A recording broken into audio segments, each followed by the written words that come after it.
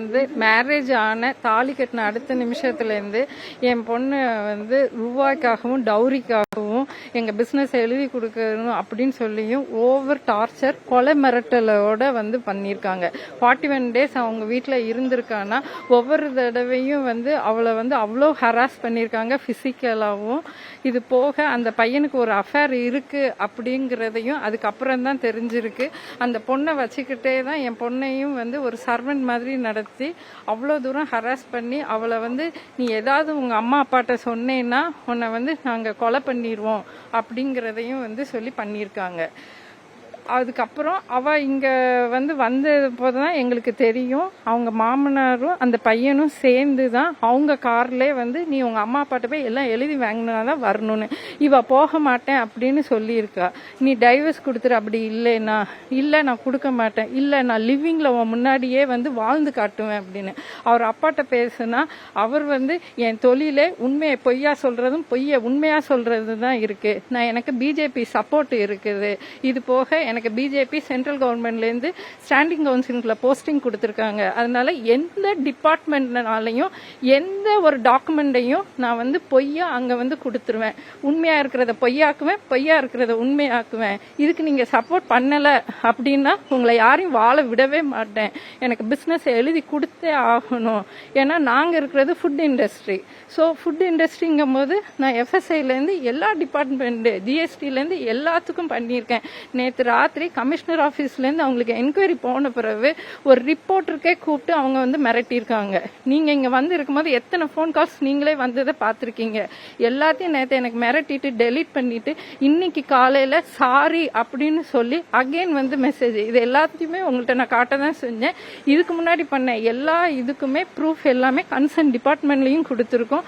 CM செல்லுக்குமே நேற்று வந்து இந்த இதை வந்து நாங்கள் ரிஜிஸ்டர் பண்ணியிருக்கோம்.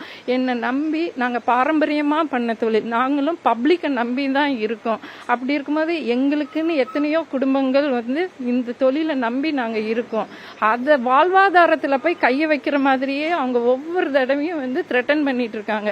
நேற்று கமிஷனர் ஆஃபீஸில் கம்ப்ளைண்ட் கொடுத்ததுக்கு அப்புறமுமே ஒரு ரிப்போர்ட்டரை கூப்பிட்டு அவங்க வந்து த்ரெட்டனிங் பண்ணுறாங்கன்னா நான் பிஜேபி அப்படிங்கிறத வச்சு அவங்க த்ரெட்டனிங் பண்றாங்க. ஏன்னா என் தொழில் வந்து அப்படி, நான் அட்வொகேட்டு, நான் இப்படிதான் பண்ணுவேன்னு அவர் வந்து டேரிங்கா வந்து பண்றாரு. அப்போ நாங்க இதுக்கப்புறம் எப்படி நிம்மதியா வாழ முடியும்? என் பொண்ணை 1 மாசம் வந்து அவ்வளோ செலவு பண்ணி நான் கல்யாணம் பண்ணி வச்சு அதுவும் காணாதுன்னு சொல்லி எனக்கு வந்து கார் வேணும், தொழில் வந்து இப்பமே எழுதி கொடுங்க, இந்த மாதிரி பிசிக்கல் ஹராஸ்மெண்ட்டும் அவளை வந்து பண்ணியிருக்காங்க. அதனாலதான் நாங்க போய் கம்ப்ளைண்ட் ரிஜிஸ்டர் பண்ணோம்.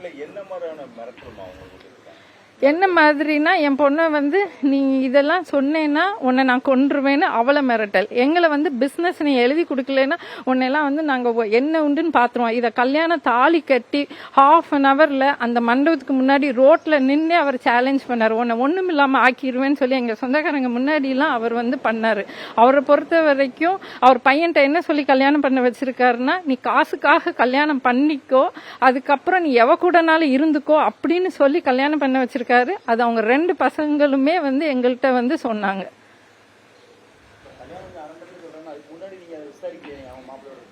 சார் எங்க சொந்தக்காரங்க இப்படிலாம் வந்து த்ரெட்டனிங் பண்ணுவாங்கன்னு எங்களுக்கு என்ன சார் தெரியும்? நேற்று கமிஷனர் ஆஃபீஸில் போய் காவல்துறையை நம்பி நாங்கள் கொடுத்தோம். அவங்களும் அந்த கேஸை வந்து ஓகேன்னு சொல்லி எடுத்துக்கிட்டாங்க. அதுக்கப்புறம் அவங்க அங்கே போய் கால் பண்ணியிருக்காங்கன்னு ரிப்போர்ட்டரே கூப்பிட்டு மிரட்டுதாரு. எதை கேட்டாலும் அந்த போஸ்டிங் சொல்லியே வந்து எங்களை த்ரெட்டனிங் பண்ணிக்கிட்டு இருக்காரு. அது எப்படி சார் எங்களுக்கு தெரியும்? டவுரியா வந்து நகை, கேஷு நிறைய வந்து ஒயிட்லயும் நாங்கள் டிரான்ஸ்ஃபர் பண்ணியிருக்கோம். இந்த 1.5 கோடி ரூபாய் டிஃபெண்டர் கார் வேணும்னு புக் பண்ணிட்டோம். லேட் ஆகும்போது அதுவும் ஏன் லேட்டுன்னு சொல்லி அவ்வளோ டார்ச்சரு. என் பொண்ணை பிசிக்கலாக ரொம்ப ஹராஸ் பண்ணிட்டாங்க. அவள் இங்கே வந்த உடனே நான் அன்கான்சியஸ் ஆகி காவேரி ஹாஸ்பிட்டல் அட்மிட் ஆகி இருந்தேன் 5 days. அதுக்கு எனக்கு கவுன்சிலிங் கொடுத்தாங்க. அங்கேயும் ஹாஸ்பிட்டலையும் ரெகுலராக கான்டாக்ட் பண்ணி நான் அங்கே சிசிடிவி வச்சிருக்கேன், எந்த மீடியா வந்து என்ன பண்ணிருன்னு சொல்லி. எங்களுக்கு மீடியா தான் சார் சப்போர்ட் பப்ளிக்கு. ஏன்னா நாங்கள் வந்து கவர்மெண்ட்டை வந்து நம்புகிறோம். அதனால அதனால தான் கவர்மெண்ட்ல சிஎம் செல்லுக்கு வந்து நான் வந்து அனுப்பினேன்.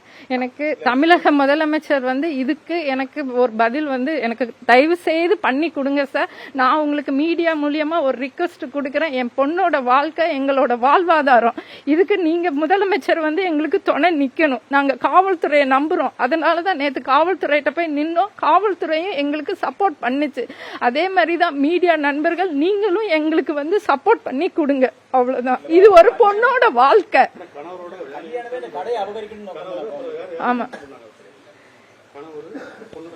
பொண்ணோட கணவர், மாமனாரு, அவங்க மாமியாரு ஒரு வாஷிங் மிஷினுக்காக முதற்கொண்டு அவளை வந்து டார்ச்சர் பண்ணிருக்காங்க. ஆமா ஆமா. முதலமைச்சருக்கு சிஎம் செல்லுக்கே நாங்க வந்து ரிஜிஸ்டர் வந்து பண்ணிருக்கோம். நேத்தே வந்து கம்ப்ளைண்ட் வந்து ரிஜிஸ்டர் பண்ணிட்டோம். தயவு செய்து எங்களுக்கு பாதுகாப்பு கொடுங்க. எங்களுக்கு நாளைக்கு எந்த ஒரு விஷயமா நடந்தாலும் அதுக்கு அந்த குடும்பம் தான் பொறுப்பு. நான் இதை முதலமைச்சர்கிட்ட கோரிக்கையா வைக்கிறேன். அவ்வளவுதான் சார்.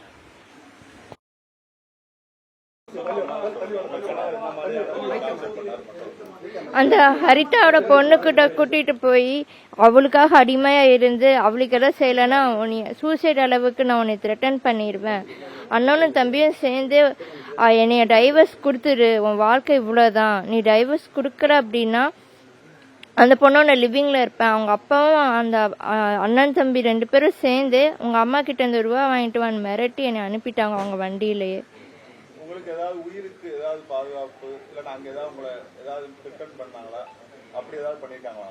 அவங்க எனக்கு கொலை மிரட்டலே பண்ணியிருக்காங்க சார். பிசிக்கலாவும் இது பண்ணியிருக்காங்க.